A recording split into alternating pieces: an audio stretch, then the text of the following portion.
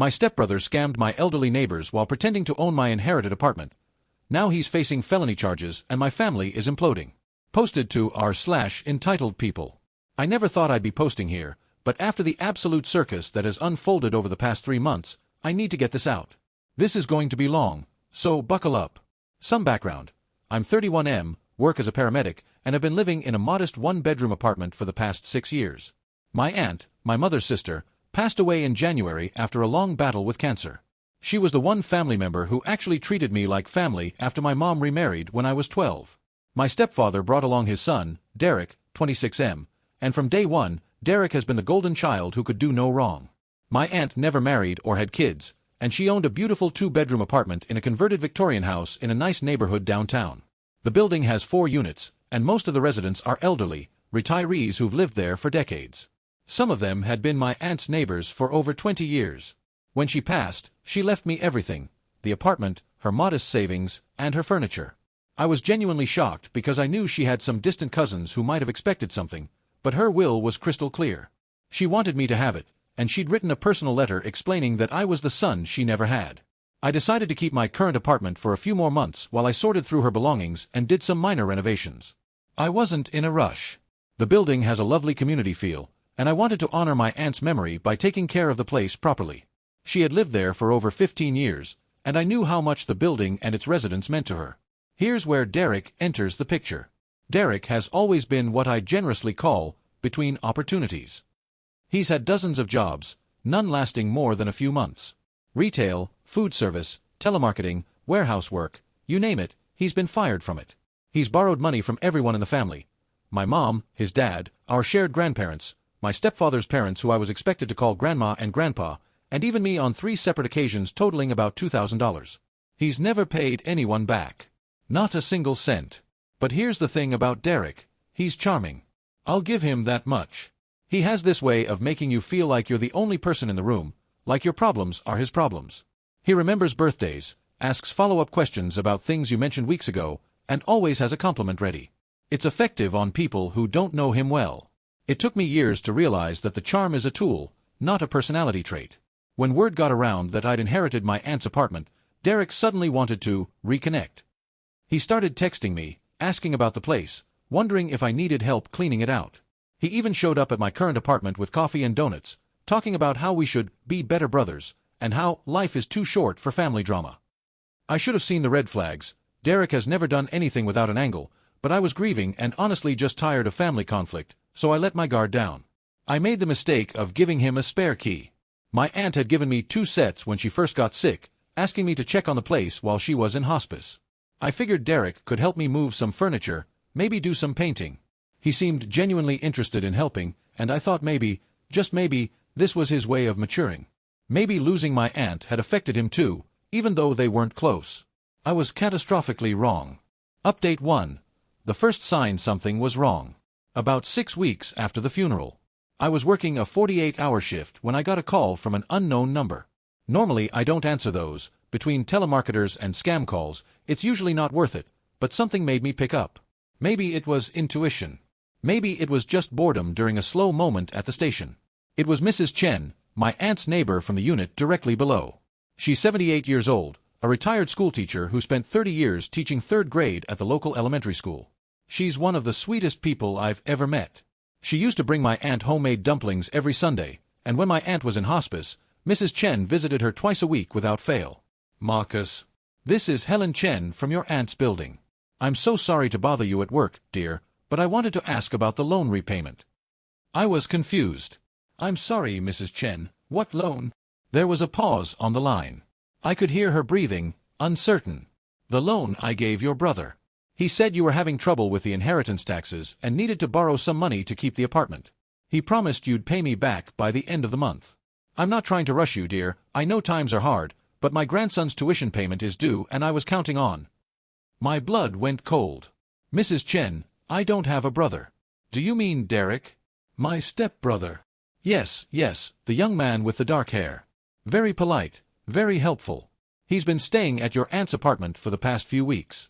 He said you asked him to manage things while you sorted out the paperwork. He helped me carry my groceries last week, and he fixed the loose railing on the front steps. Everyone in the building thinks he's wonderful. I felt my stomach drop. I was sitting in the break room at the station, and my partner looked over at me with concern. I must have looked like I'd seen a ghost. Which, emotionally, I had. Mrs. Chen, how much did you lend him? Another pause, longer this time. $3,000. I had to sit down. Actually, I was already sitting, but I felt like I needed to sit down again. $3,000. From a 78-year-old retired teacher on a fixed income. Mrs. Chen, I need you to listen to me very carefully. Derek does not own that apartment. I never asked him to manage anything. I never asked anyone to borrow money on my behalf. I'm coming over as soon as my shift ends. Please, please don't give him anything else. And if he comes to your door, don't let him in. She was quiet for a long moment. Then, in a small, trembling voice, oh dear, what have I done? I spent the rest of my shift in a fog, barely able to focus. My partner covered for me when I couldn't remember basic protocols. When I finally got off at 7 a.m., I drove straight to my aunt's building. Derek's car, a beat-up Honda Civic with a cracked windshield and an "I brake for nobody" bumper sticker, was parked outside. My hands were shaking as I unlocked the front door. I found him in the living room, lounging on my aunt's floral couch, watching some reality show on the TV I'd been planning to donate to Goodwill. He had a bag of chips on his stomach and his feet up on the coffee table my aunt had refinished herself 20 years ago. He was acting like he owned the place. Which, apparently, he'd been telling everyone he did. Hey bro. He smiled that wide, charming smile of his, not even bothering to sit up. Wasn't expecting you this early. Want some coffee? I made a pot. Well, actually I used your aunt's fancy coffee maker. Hope you don't mind. What have you done? His expression shifted, just for a second, into something calculating. Something cold. Then the mask came back, smooth as silk. What do you mean? I've just been keeping an eye on things like you asked. Making sure no one breaks in, checking the mail, you know. Being helpful. I never asked you to do anything. Mrs. Chen just called me asking about the $3,000 you borrowed from her. $3,000, Derek. From a retired teacher. Money she needs for her grandson's tuition.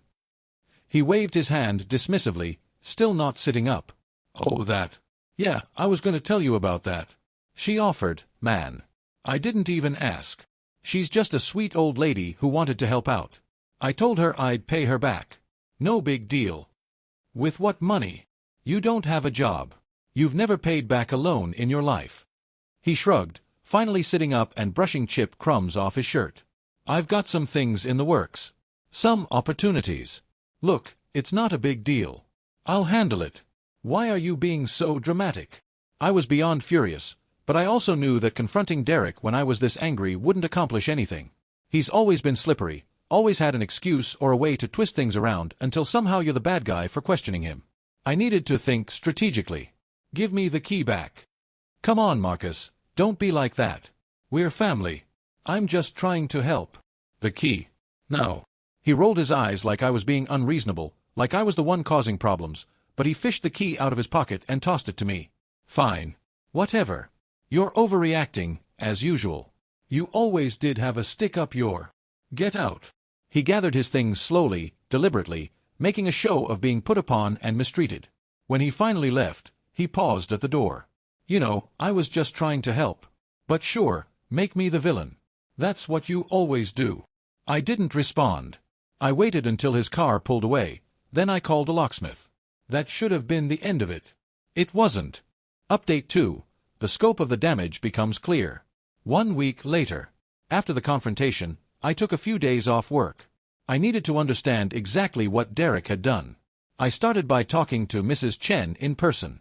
I brought flowers and a card with $3,000 inside, money I'd been saving for renovations. She tried to refuse it, said it wasn't my fault, but I insisted. She was embarrassed and apologetic, which broke my heart.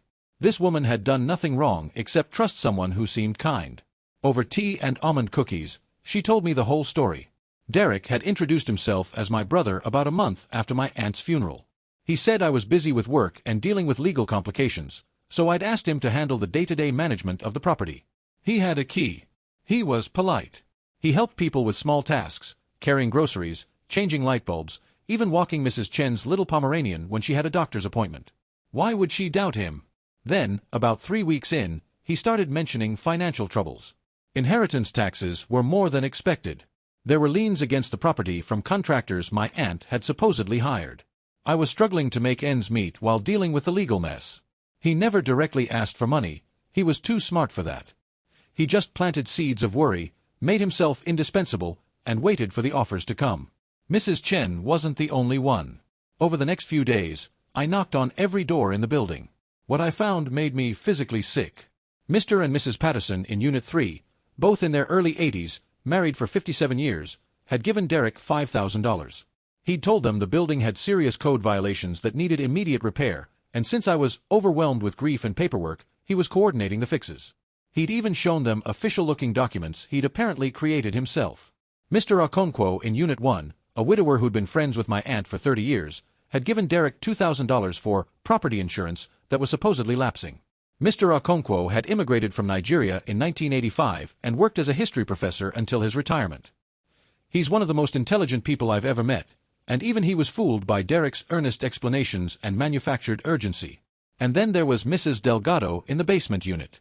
She has early-stage dementia. Her daughter, Sophia, lives across town and checks on her twice a week. Derek had convinced Mrs. Delgado that she owed back rent to an apartment she's owned outright for 40 years. He'd collected $4,000 from her over 3 separate visits, always coming when Sophia wasn't there, always with a smile and a gentle explanation. When I talked to Sophia, she broke down crying. She'd noticed her mother seemed confused about money lately, but Mrs. Delgado kept insisting everything was fine, that the nice young man was helping her. Sophia had no idea who she was talking about until I explained. In total, Derek had stolen $14,000 from elderly residents using my aunt's apartment and my name as his cover story. 4 victims. For people who had trusted him because they trusted my aunt, and by extension, trusted me. I documented everything. I took detailed written statements from each resident with their permission. I gathered whatever paper evidence existed. Mrs. Chen had a receipt Derek had written her, promising repayment, signed with his name and dated. Mr. Patterson had text messages from a phone number I later confirmed was Derek's burner phone. Mrs. Delgado's daughter had bank statements showing the withdrawals, each one coinciding with days Sophia was at work. Then I went to the police. Update 3. Filing the report and the family fallout begins. 2 weeks after discovery. I walked into the police station on a Tuesday morning with a folder full of documentation. I'd organized everything chronologically, included contact information for all the victims, and written a detailed summary of events with a timeline. My paramedic training has taught me to be thorough and precise under pressure, and I approached this the same way I'd approach a complex patient handoff. Facts, evidence, documentation. The detective assigned to my case was a woman named Rodriguez. She was professional, took detailed notes, and didn't seem surprised by anything I told her. That somehow made it worse. This wasn't new to her. People like Derek do this all the time. This is well documented, she said, flipping through the folder. Most cases we get, the victims are too embarrassed to come forward, or the evidence is scattered. You've made our job a lot easier. These people trusted him because of me, I said. They thought they were helping my family. I want him held accountable. I want them to get their money back. She nodded. Given the amounts involved and the vulnerability of the victims, we're looking at multiple counts of theft by deception, possibly elder abuse charges depending on how the DA wants to proceed. I'll need to interview each victim, but based on what you've brought me, I think we have a solid case. This is exactly the kind of thing our Elder Crimes Unit was created for. I left the station feeling something I hadn't felt since this nightmare began. Hope. Maybe there would be consequences. Maybe Derek wouldn't just charm his way out of this like he'd charmed his way out of everything else in his life. That hope lasted about 6 hours. My phone started ringing that evening. First it was Derek, which I declined. Then my mother. Then my stepfather. Then Derek again. Then my mom's number repeatedly, 5 times in 20 minutes. Then a text, "Call me now. This is urgent." I finally answered my mom's call. "Marcus, what have you done?" Her voice was shrill, panicked, accusatory. "What on earth have you done? What do you mean?" Derek just called us in tears. Actual tears, Marcus. He said you've accused him of stealing and called the police on him. He said you're trying to ruin his life. Marcus, he's your brother. How could you do this to family? I took a deep breath. I'd prepared for this, knew it was coming, but it still hurt. Mom, Derek is not my brother. He's your husband's son. And he stole $14,000 from elderly people using my aunt's apartment as a prop and my name as cover. These are vulnerable people, Mom. One of them is a widow. One of them is an elderly couple who've been married for almost 60 years. One of them has dementia. He specifically targeted her when her daughter wasn't around. I'm sure there's been a misunderstanding. Derek said he was just helping you out and some wires got crossed. He said you gave him permission to borrow money. That's a lie. I never gave him permission to do anything. I have written statements from 4 separate victims. I have texts from his phone number. He wrote receipts with his own hand. There is no misunderstanding. He committed fraud, Mom. He committed elder abuse. He used my dead aunt's home to run a scam. There was silence on the line. Then my stepfather's voice came through. He must have grabbed the phone. Listen here, Marcus. You're going to go back to that police station first thing tomorrow morning and drop these ridiculous charges. Derek made some mistakes, but we're family. We handle things internally. That's how families work. No. Excuse me. I said no. Derek didn't make mistakes. He systematically defrauded 4 elderly people over the course of several weeks. He planned this. He created fake documents. He targeted vulnerable people who trusted him. And he used my dead aunt's home to do it. I'm not dropping anything. You've always had it out for Derek, my stepfather said, his voice rising. Ever since you were kids, you've been jealous of him. Your mother and I gave you everything, and this is how you repay us? By trying to destroy our family. I laughed. I couldn't help it. The absurdity was too much. Gave me everything. You made it clear from day one that Derek was your priority. Every sports fee, every camp, every advantage went to him while I worked part-time through high school to afford my own shoes. Aunt May was more of a parent to me than either of you ever were. And now Derek has disgraced her memory by running a scam out of her home. So no, I'm not dropping this. And frankly, I don't care what either of you think about it. We're done here, my stepfather said coldly. Don't expect to be welcome at any family gatherings after this. You've made your choice. I wasn't planning on attending. The line went dead. Update 4. The investigation progresses and Derek's web unravels. 1 month after filing. Detective Rodriguez called me 3 weeks after I filed the report. The investigation was proceeding well, but they'd found something unexpected during their inquiry. Mr. Thompson, we've discovered that Derek Hollins has done this before. I wasn't surprised, but hearing it confirmed still hit differently. Where? 3 years ago, in a different county. He was house-sitting for an elderly woman, a friend of his father's, and ran a similar scheme on her neighbors. Smaller amounts, about $8,000 total, but the same pattern. Charming introduction, manufactured crisis, gentle pressure for loans. The same playbook. What happened with that case? The family pressured the victim into not pressing charges. Settled out of court. Derek paid back about half of what he took and got a slap on the wrist. No criminal record, no real consequences. The whole thing just disappeared. That explained a lot. It explained why my stepfather was so desperate to make this go away. He knew Derek had done this before. He knew, and he let it continue. He enabled it.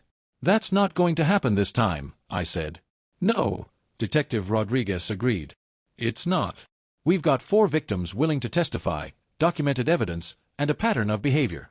The DA is charging him with 4 counts of theft by deception and 2 counts of financial exploitation of the elderly. The elderly exploitation charges are felonies in this state. Derek was arrested the following week. I found out through a group text from a distant cousin who'd seen it on the local news. Apparently, Derek had been staying with his father since I kicked him out of my aunt's apartment, and the police had shown up at 7 a.m. with a warrant. My mother called me sobbing. How could you let this happen? He was arrested in front of the whole neighborhood. Everyone saw. His life is ruined. Are you happy now? His life isn't ruined, Mom. His choices caught up with him. There's a difference. And for what it's worth, I didn't let anything happen. Derek made his own decisions. He just has to face the consequences now, like everyone else in the world. You're so cold.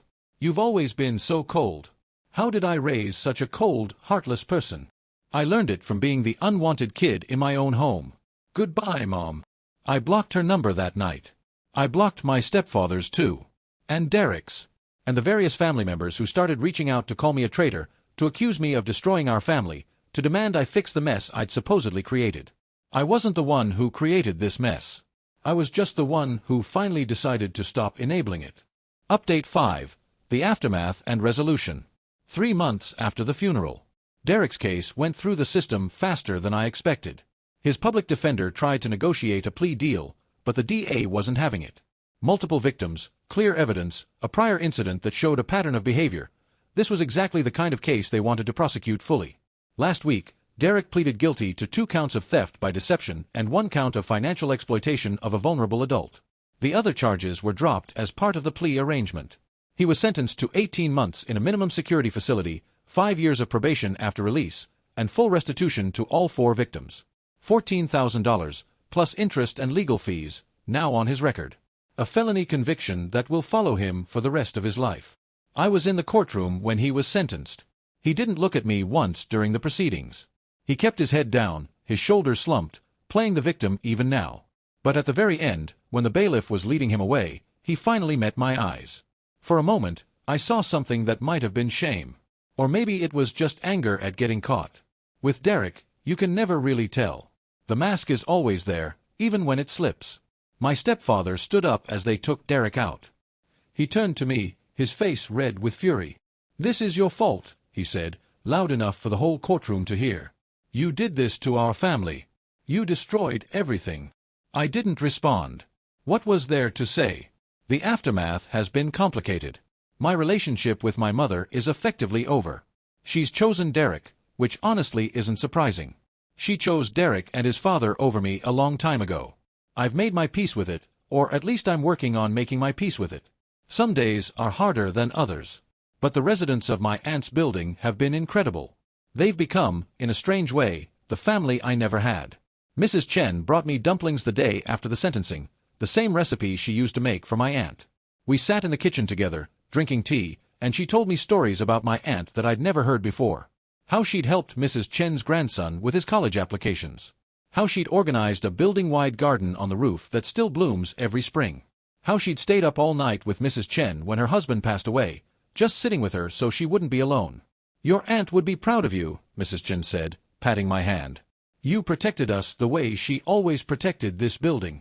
I didn't cry in front of her, but I cried later that night.